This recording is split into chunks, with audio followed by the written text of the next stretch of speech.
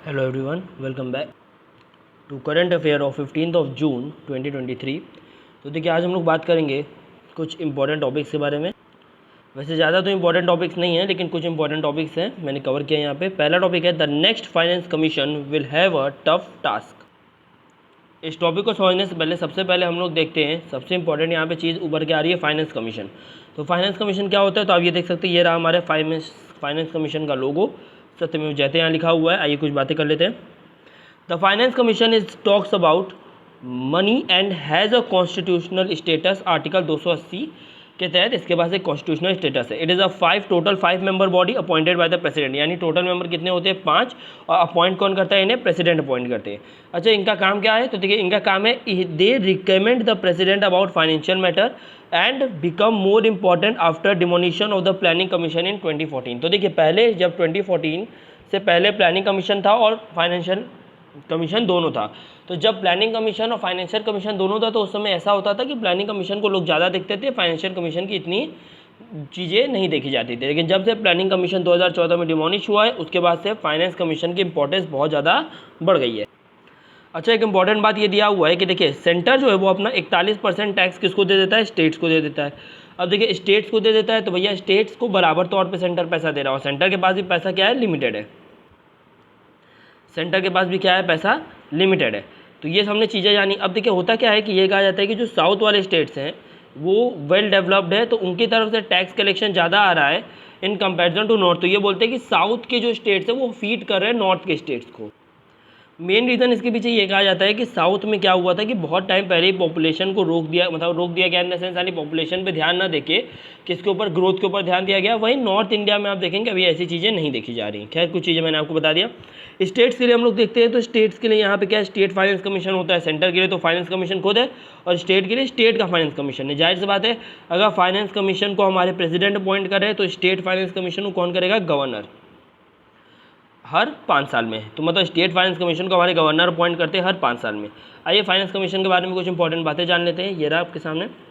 देखिए, बात करें हम लोग फाइनेंस कमीशन के बारे में, तो पहला फाइनेंस कमीशन कब हुआ था, 1952 से लेकर 1957 के दौरान। इस समय चेयरमैन थे केसी नियोगी। सेकेंड फाइनेंस कमीशन 1957 से 1962, चेयरमैन कौन है, के संथानम। और अभी देखिए करेंट यानी 15th, अभी कौन सा फाइनेंस कमीशन चल रहा है, 15वां फाइनेंस कमीशन 2021 से 2026। चेयरमैन कौन है, एन के सिंह। अब जैसा मैंने आपको कुछ बातें यहाँ बता दी थी, आर्टिकल 280 पावर देता है इसको। हमारे फाइनेंस कमीशन को बनाता कौन है, प्रेसिडेंट बनाते हैं। एक सेकंड, कौन बनाता है, प्रेसिडेंट ऑफ इंडिया बनाते हैं। मेंबर देख लेते हैं। मेंबर्स के बारे में देखिए, मैं से यहाँ पे इंपॉर्टेंट चीज़ें कवर कर रहा हूँ।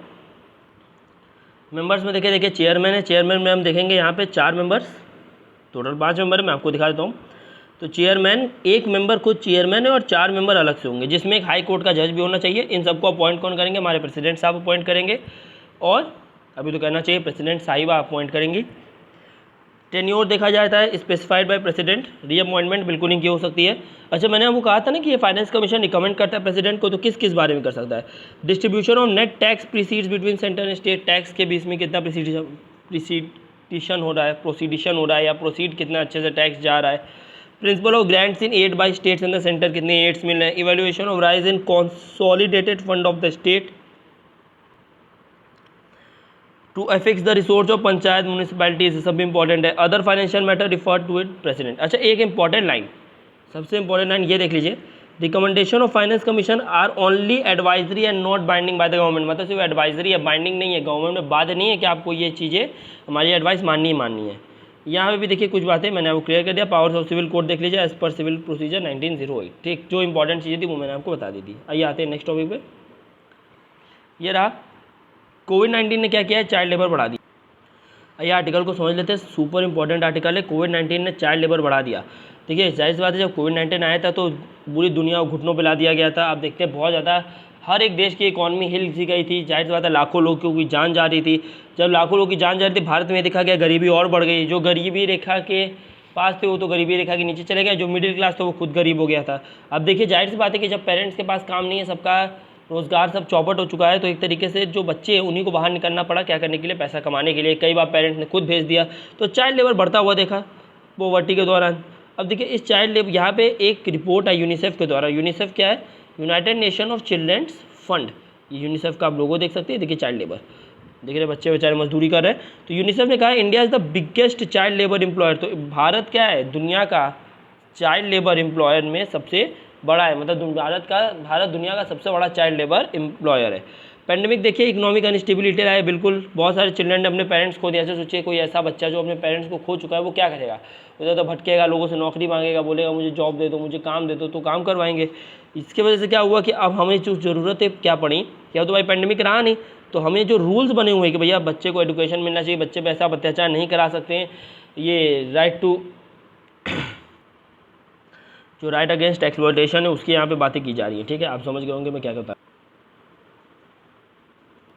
अच्छा, इसी के अंदर देखिए एक और यहाँ इंपॉर्टेंट टॉपिक है, ये आखिरी टॉपिक है, strengthening the ICDS scheme.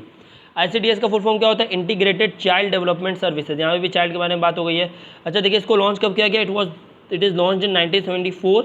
Ministry को याद रखिएगा, कौन सी मिनिस्ट्री ने लॉन्च किया, ministry of women and child development ने क्या किया, इसको लॉन्च किया है। अच्छा देखिए यहाँ ये सेंट्रल स्पॉन्सर्ड स्कीम है, यानी सेंटर इसको स्पॉन्सर करता है। इसमें होगा क्या, तो integrated child development scheme will serve children of 0 to 6 year, मतलब पैदा हुए उससे 6 साल तक के बच्चे, प्रेग्नेंट वुमेन्स, लैक्टेटिंग मदर जो माएँ अपने बच्चे को दूध पिला रही हैं, कैसे कैसे भैया, उनको अच्छा न्यूट्रिशन देंगे, उनको प्री स्कूल एजुकेशन देंगे, उनके हेल्थ और न्यूट्रिशन एजुकेशन का ध्यान रखेंगे, हेल्थ चेकअप होगा, रेफरल सर्विसेज, इम्यूनाइजेशन, ये सारी चीज़ों का ध्यान रखता है कौन, ICDS स्कीम।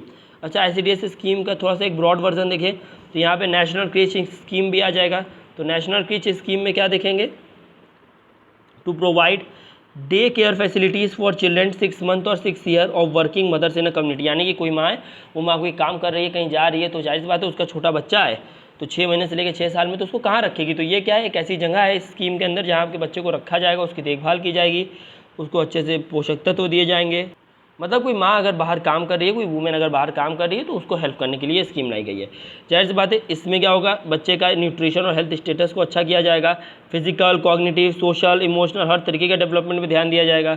एडुकेट और एम्पावर करेंगे हम पेरेंट्स को भी भैया कि आप बच्चे का एक बढ़िया फ्यूचर बनाइए। अच्छा देखिए यहाँ पे कौन कौन बेनिफिशियरीज और कौन कौन सर्विसेज, क्या क्या सर्विसेज उनको मिलेगी, मैंने वैसे आपको ये बता दिया था, थोड़ा क्लियर नहीं होगा लेकिन समझ लीजिए। प्रेग्नेंट वुमेन्स में पढ़ दे रहा हूँ, nursing mothers, children less than 3 years, मतलब 3 साल से कम के बच्चे, चिल्ड्रेन बिटवीन 3 to 6 ईयर, 3 से 6 साल के बीच के बच्चे, एडोलेंस गर्ल 11 से 18 साल की लड़कियाँ या लड़कियाँ। सर्विसेज क्या क्या मिलेगा, अगर प्रेग्नेंट वुमेन है तो भैया उसको हेल्थ चेकअप मिलेगा, सप्लीमेंटेशन मिलेगा, न्यूट्रिशन, हेल्थ एजुकेशन मिलेगा।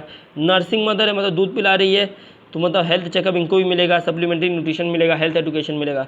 3 साल से कम के बच्चे हैं, इनको क्या मिलेगा, सप्लीमेंट्री न्यूट्रिशन मिलेगा, हेल्थ मिलेगा, चेकअप, इम्यूनाइजेशन, रेफरल सर्विस मिलेंगी। 3 से 6 साल का बच्चा है तो क्या मिलेगा, सेम चीज़ें, supplementary nutrition, health checkup, immunisation, referral services, non formal education.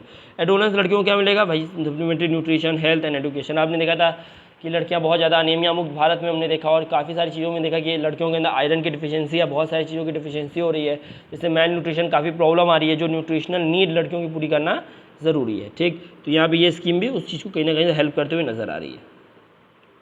Finally video को एंड करते हैं, चैनल को लाइक कीजिए, सब्सक्राइब कीजिए, शेयर कीजिए। मिलते हैं आपसे नेक्स्ट वीडियो में। थैंक यू, जय हिंद।